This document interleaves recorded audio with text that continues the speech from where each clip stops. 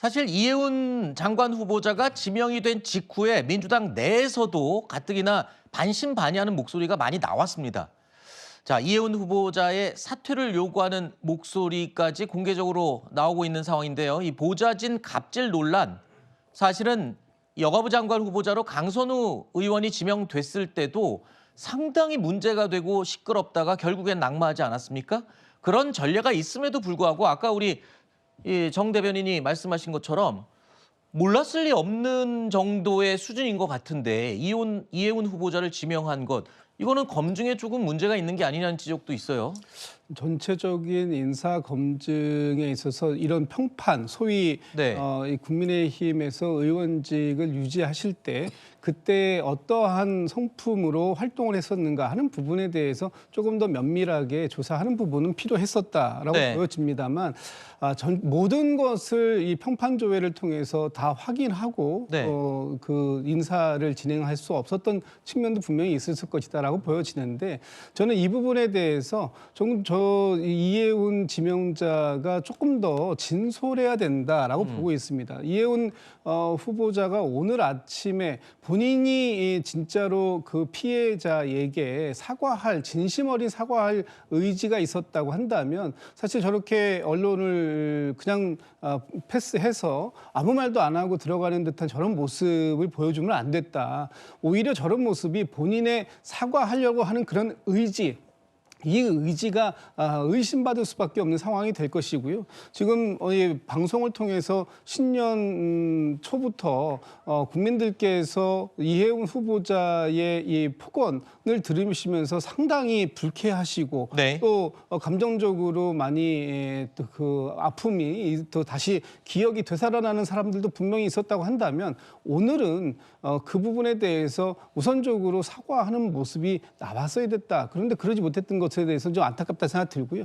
또 인사청문을 준비하는 과정 속에서 앞으로 이해운 후보자가 어떤 모습을 보여줄지 모르겠습니다. 그냥 그 이해운 후보자가 저희 이재명 정부 또는 이재명 대통령께서 생각하실 때는 보수 정부에서 뿌리를 가지고 정치 활동을 하셨고, 그리고 이 경제 측면에서 상당한 전문성을 가지고 있는 분이기 때문에 함께해서 통합의 국정 운영을 했으면 좋겠다라고 네. 하는 그런 바람을 가지고 지명을 했지만, 네. 그 사이에 있을 이런 여러 가지 검증의 문턱은 본인이 잘 헤쳐 넘어가야 되는데 네. 그런 모습에 있어서 많이 좀 지금 현재까지는 부족한 게 아닌가 싶습니다. 그러면 오늘 아침에 출근길에는 최소한 차에서 내려서 기자들에게 어떤 의견이나 입장을 밝혔어야 되는 게 맞다, 지금 그런 말씀이신 거죠? 예, 최소한 이 지난 그 연휴 사이에 특히 새해 첫날부터 이 이해운 후보자의 이 폭언, 이 부분에 대해서 방송을 통해서 접하신 많은 국민들도 계신 거 아닙니까? 그분들이 사실 굉장히 깜짝 놀라고 저도 굉장히 놀랐는데, 그런 부분에 있어서 네네, 알겠습니다. 최소한 머리 숙여 사과를 하시고 시작하시는 게 네. 바람직했다. 저는 그렇게 보고 있습니다. 그렇다면 이해운 장관 후보자로 지명한 대통령실은 어떤 입장일까요? 청와대 입장을 한번 들어보겠습니다.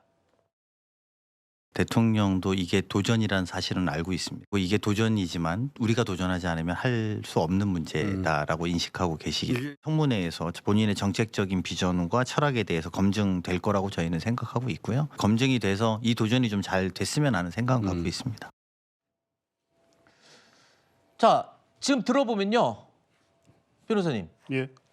철회할 의사가 없는 걸로 저는 들리거든요. 이게 오늘 강훈식 비서실장이 오늘 아침 방송에서 그렇죠. 한 얘기이기 때문에 현재 청와대로서는 철회 의사는 없는 것으로 보입니다. 어허. 물론 파장이 커지고 있고 이해운 후보자가 어떻게 대응할지까지 이제 지켜보면서 여론의 추이를 보면서 판단을 하겠지만, 일단은 오늘 강훈식 비서실장이 얘기한 것처럼 대통령도 이해운 후보자 지명에 대해서 논란이 있을 것을 충분히 알고 계셨다는 겁니다.